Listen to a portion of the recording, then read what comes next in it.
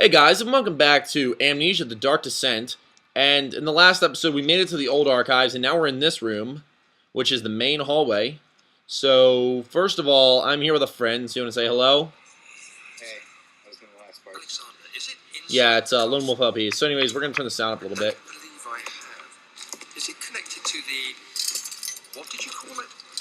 It lies beneath the very stone of Brennenburg. Okay, so we got to go find the key to the wine cellar is basically what they told us. So first we're going to come over here and just get some stuff. Let's see here. I know there's stuff we can get, like here's a tinder box. And let's just move these things, because there might be something that these things are covering up. And there's oil back here that we had to get. And then we're going to move this box out of the way. And it doesn't look like you can go in there yet. So, anyways, how you doing, Ben? Doing pretty good. Have you ever played Slender on the iPod or like the iOS? No, I don't think so. It's not scary at all. Well, I'm sure if it's on a smaller screen, then I mean, half the thing is like if you full screen it. That's half the scary part. Yeah, but like even like the game itself is it's like a different game. But like Slenderman, like even if you look at him, you don't die. And Slenderman's like always just moving towards you, and he moves really slowly, so you just have to walk away from him. But that doesn't even sound like fun. Yeah, Half the fun is like getting scared as shit. Yeah, that's the whole point of the game. Yeah, like jump scares. That's my favorite part about Slender. Is just it makes for a better video too. Like it makes it a lot more entertaining. That's in case you guys are wondering why I always turn around in my Slender videos. It's because I know that it's a bad idea, and that's what makes it funnier. Is because I get startled really easily. So Yeah. I know you're not. Believe me, you don't have to tell me not to look around because I know it's funnier. It's funny to see people get startled. All the people who make good Slender videos know that they have to turn around even though it's a bad idea. Okay, so we're going to head in here. And we're going to have to find the key somewhere around here. So let's start looking. We're going to come over here first and see if we can find anything. And let's just open these drawers. And we're going to open the bottom one first. And we're going to leave them open after we open them. So that we know that we've been in there. And there's actually nothing in there. So there's bugs on the ground, and that's kind of creepy. Actually, I think no, I didn't miss anything. So, what do you think of this game so far? It looks pretty interesting. It is. It's actually like a pretty solid game. It's a little bit different than what you would normally find in a game like this. So, anyways, we're gonna listen to this. How Professor Herbert managed to find the location in these vast plains of nothingness remains a mystery to me. When I asked him about the tomb again, he told me about the legend of Tin Hanan, the mother of us all. An interesting story in its own right, but I can't help feeling there's more. Later that evening, we uncovered a passage beneath the dunes leading to a sand-covered stone structure. The professor was confident it was the tomb we sought and ordered the others to clear the way late into the dark, cold night. Tomorrow, I shall lead the men into the ancient structure, hoping to reach the burial chamber.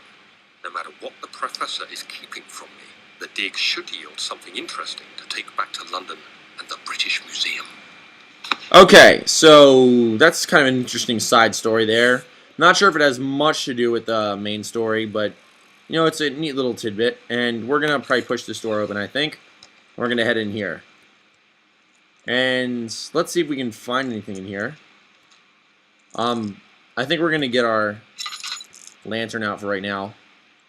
Because we were starting to lose our sanity a little bit. And here's another tinder box. We're going to close this and open this one right here. So let's open the middle one. I'm just going to throw this thing out of the way. Get out of here, chair. And we're going to open this, and there's nothing in here. I love how they throw stuff out of the way without even touching it. Yeah, it's pretty funny. You can just like levitate stuff, it seems like. I'm pretty sure there's oil in here from what I remember, and there isn't. But whatever. So let's see here. We came in that door right there. So we haven't checked this side of the room yet. And if we're in the dark, then I'm gonna go ahead and I don't want to waste I have 6 tinder boxes, so I can just light a candle in here. It's not a big deal. And I don't have to waste oil for my lantern. And then we're going to come in here, because we haven't been in here yet. And let's see here. I think we're just going to head in this room. And there's a lot of cool places you can explore. And I really like this. Okay, so we're going to open this. Actually, I want to open the bottom one first and then keep them open just so we know that we've been in here.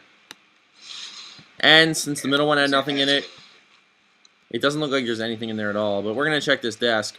First, there's a note we're going to listen to. 17th of May, 1839. My hands tremble as I write. I feel a need to document my tribulation, for I fear that my memory will fail me if I linger. Today, I took some men and ventured into the dark, ancient passage we uncovered. Our torches burned faintly in the murky air as we slowly made our way underground. The men were superstitious and fearful. They argued loudly, and I felt their strange language getting to me. I mustered my strength and yelled at them to continue down the slopes and broken steps. The crudely carved passage confused me. It looked much older than the 4th century structure we had expected. The twisting path emerged into a great antechamber. The walls were lined with statues unlike any I'd ever seen. Despite their unearthly quality, I felt a strange familiarity toward them, which haunts me still. At the far end of the chamber, a great slab of stone sealed off whatever lay ahead. I gave the order to raise it, and as I pushed through the narrow space, the heavy stone suddenly dropped, sealing me inside.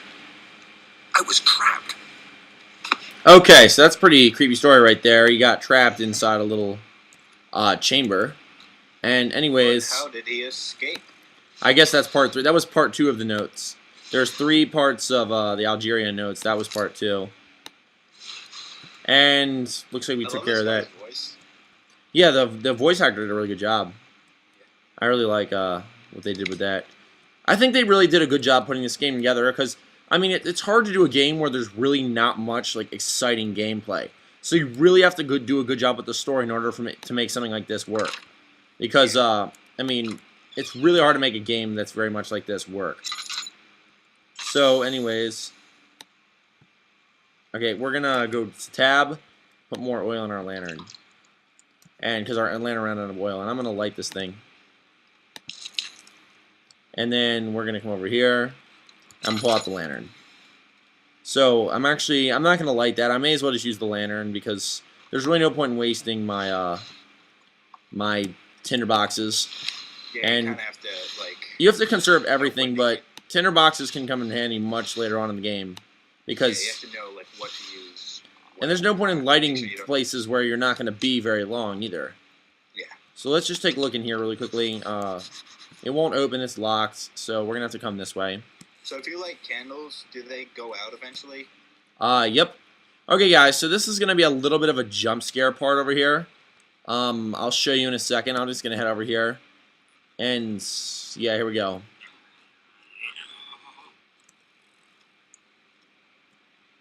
If you come back this way. Well, first, actually, I think you want to come over here. Let's see here. There's a little part over here that you want to take care of. First, we're going to get the oil for our lantern. And we've actually got plenty of oil. I'm pretty positive about what I have here. And there's a little bug right there. So we're going to start with the bottom chest like we've been doing. And there's a little map. Oh, no, I didn't mean to do that. Okay. And then we're going to open the middle one. And then we're going to open the top one. And none of them have anything in them. So let's head in here first. Because I'm not sure if there's anything in here. I think there's something over here, though, from what I remember. Yeah, there's a chest. Okay, so we're going to open the chest. And there is actually oil and tinder boxes. That was actually pretty awesome right there. Like, we found an oil and 2 tinder boxes. That's really a successful chest right there. So let's take a look at this. Much of the castle is old and hasn't been tended to for centuries. When the shadow arrives, it won't take long until things start falling apart. We're just buying time anyway. Let's do what we can. There isn't much to be done about the walls. We should reinforce weak structures. The ground will tremble, and there's a risk everything will cave in on us, especially downstairs. Here, and there. Let's get the servants working on it. Okay, so we ran out of oil for our lantern, but we're going to refuel it. And I think I'm going to go ahead and... hold on. I think I'm going to light this candle, whatever it's called, the candle right here. Okay, I lit that thing. Okay, so we're going to... oh, shoot. We're going to come in here. And we're just going to grab a rock. Let's see, which rock should we grab?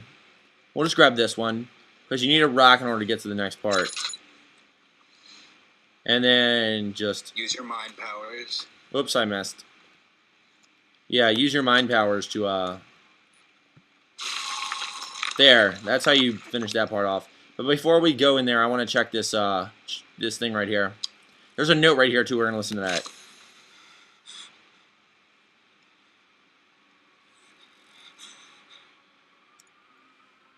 17th May, 1839. After pounding the unforgiving stone wall for what seemed like an eternity, I realized it was hopeless.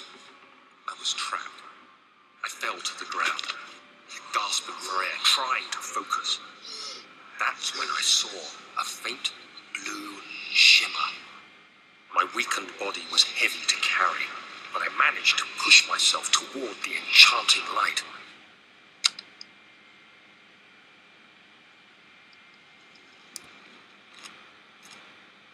And we're just going to walk towards this light.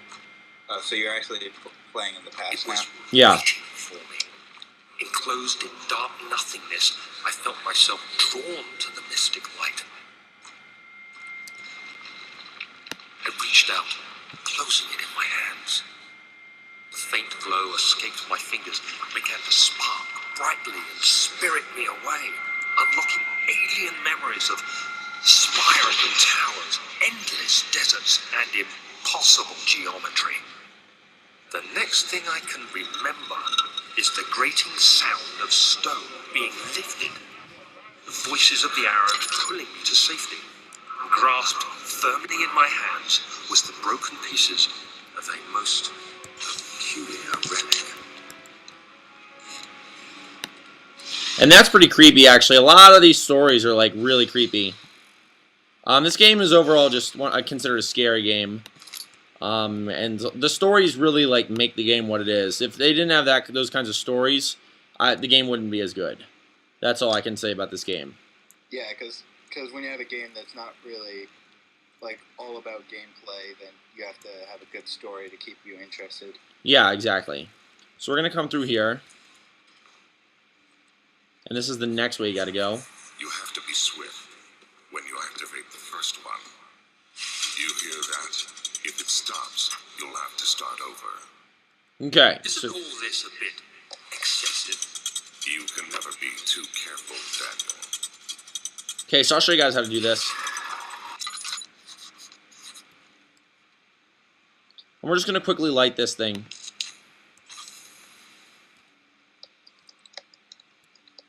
And then we're going to light this one too, so we can see everything perfectly. Okay, so I'm going to start right here. And there's a couple books that you have to pull off. Let me see if I can find them really quickly. Okay, so let's see here. Okay, the first one's right here.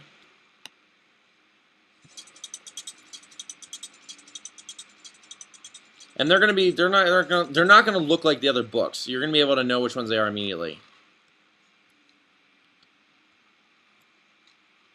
Let me just get an idea of where they are, because I can't even... okay, here's another one. And there's the third one. Okay, so I got it.